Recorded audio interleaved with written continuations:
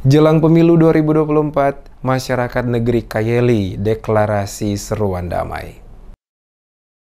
Camat Kecamatan Kayeli, Fandi Awael, bersama Babin Kamtibmas dan Babinsa Desa Kayeli mengajak seluruh unsur muspika dan masyarakat adat sedataran Kayeli untuk mengantisipasi berbagai potensi kerawanan konflik jelang pemilu 2024.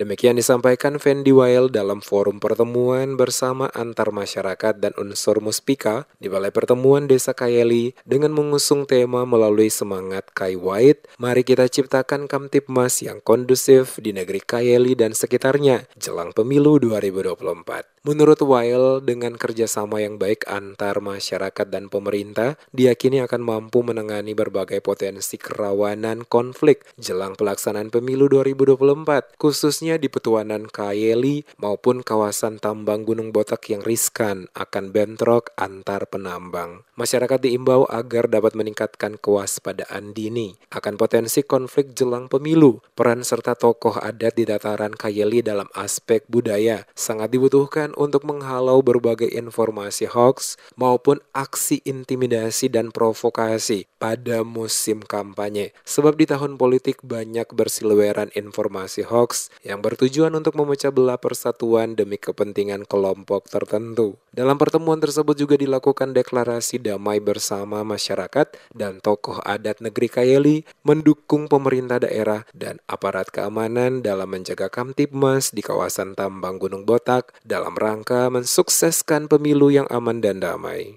Assalamualaikum warahmatullahi wabarakatuh. Kami masyarakat dan tokoh adat Petuanan Kayeli mendukung pemerintah dan aparat keamanan menjaga Kamtibmas di wilayah Gunung Botak dan sekitarnya menjelang pemilu 2024 yang aman dan damai. Sukses!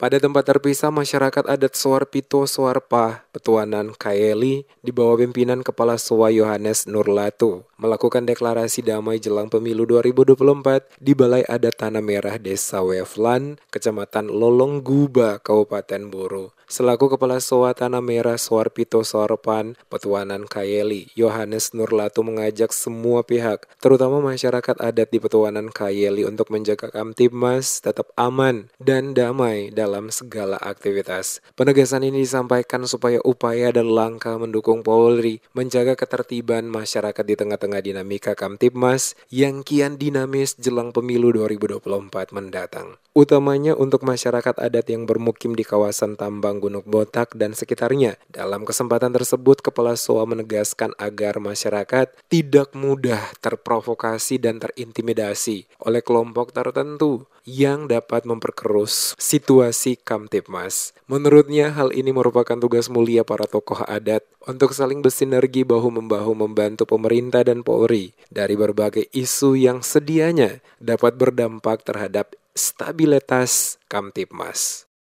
Kami masyarakat adat Petuanan Kayeli, Soarpito Soarpa, mendukung pemerintah daerah dan aparat keamanan untuk menjaga Kamtibmas dalam menjelang pemilihan umum 2024. Setuju? Setuju!